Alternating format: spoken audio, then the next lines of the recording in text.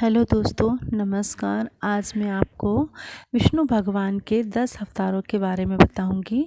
जिसका एक में पहला धन्वंतरी भगवान के बारे में बता रही हूँ, जो पहला अवतार है उनका।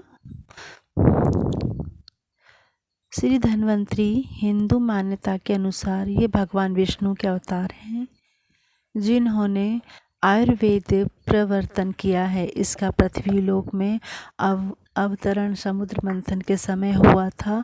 शरद पूर्णिमा को चंद्रमा का कार्तिक द्वादशी को कामधेनु गाय, त्रयोदशी को धन्वंतरी, चतुर्दशी को काली माता और अमावस्या को भगवती महालक्ष्मी जी का सागर से प्रादुर्भाव हुआ था। इसलिए दीपावली के 2 दिन पूर्व धनतेरस को भगवान धन्वंतरी का अवतरण धनतेरस के रूप में मनाया जाता है। इसी दिन इन्होंने आयुर्वेद का भी प्रादुर्भाव किया था।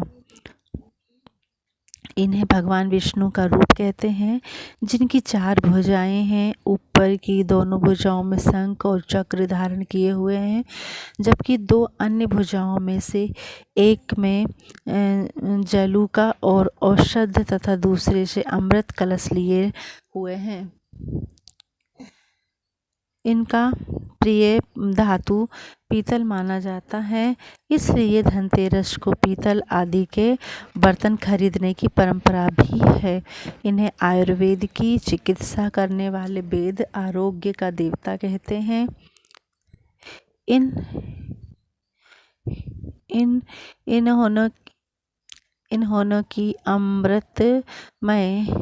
इनकी अमृतमय औषधियों की खोज थी कि इनके वश में देवदास हुए, जिन्होंने सत्य शल्य चिकित्सा का विश्व का पहला विद्यालय काशी में स्थापित किया, जिसके प्रधानाचार्य सुश्रुत बनाए गए थे।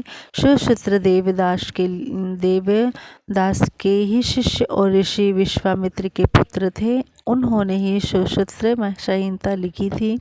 सुश्रुत विश्व के पहले सर्जन शल्य के चिकित्सक थे। दीपावली के अवसर पर कार्तिक त्रयोदशी धनतेरस को भगवान धन्वंतरी की पूजा करते हैं। त्रयोदशी के व्योम रूप समुद्र के मंथन से उत्पन्न विश्व का महारुद्र भगवान शंकर ने विषपान किया। धन्वंतरी ने अमृत कलश प्रदान किया और इस प्रकार काशी कालजयी नगरी बन गई। आयुर्वेद के संबंध में सुश्रुत का मत है कि ब्रह्मा जी ने पहली बार 1,00,000 श्लोक के आयुर्वेद का प्रकाशन किया था, जिसमें 1 सहस्त्र अध्याय थे। उनसे प्रजापति से पढ़ा, तदुपरांत उनसे अश्विनी कुमारों ने पढ़ा और उनसे इंद्र ने पढ़ा। इंद्रदेव से धन्वंतरी ने पढ़ा और उन्हें सुनकर बहुत सुश्रुति मुनि के आयुर्वेद की रचना की। भाव प्रकाश के अनुसार आत्रेय आदि मुनियों ने इंद्र से आयुर्वेद का ज्ञान प्राप्त कर उसे अग्निवेश तथा अन्य शिष्यों को दिया। इसके उपरांत अग्निवेश तथा अन्य शिष्यों के तंत्रों को संकलित तथा प्रतिसंस्कृत कर चरक द्वारा चरक संहिता के निर्माण का भी आख्यान है। वेद के संहिता तथा ब्राह्मण भाग में धन्वंतरी का कहीं नाम लेख भी नहीं है। महाभारत तथा पुराणों में विष्णु के अंश के रूप में उनका उल्लेख प्राप्त होता है। उनका प्रादुर्भाव समुद्र मंथन के बाद निर्गम कलश से खंड के रूप में हुआ। समुद्र के निकलने के बाद उन्होंने भगवान विष्णु से कहा कि लोक में मेरा स्थान और मेरा भाग निश्चित कर दीजिए। इस पर विष्णु ने कहा कि यज्ञ का विभाग 2 देवताओं में पहले ही हो चुका है, अतः यह अब संभव नहीं है। देवों के बाद आने के कारण तुम देव ईश्वर नहीं हो, अतः तुम्हें अगले जन्म में इस सिद्धियां प्राप्त होंगी और तुम लोक में प्रसिद्ध होंगे।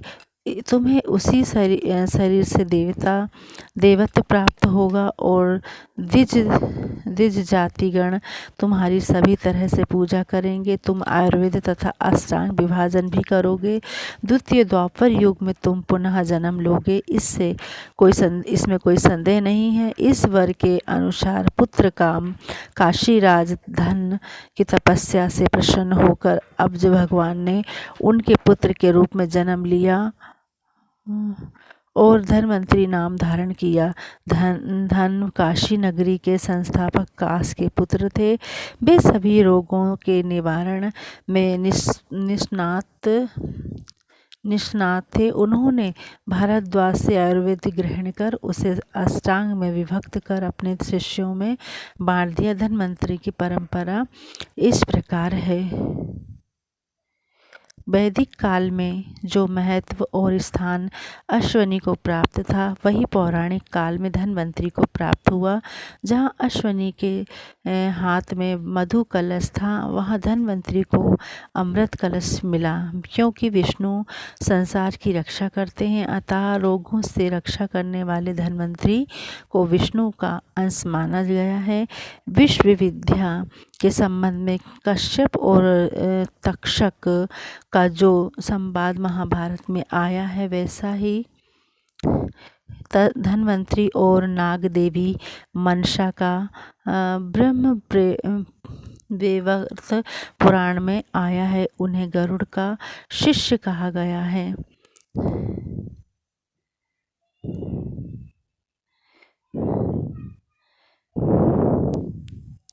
उन्हें गरुड़ का शिष्य कहा गया है।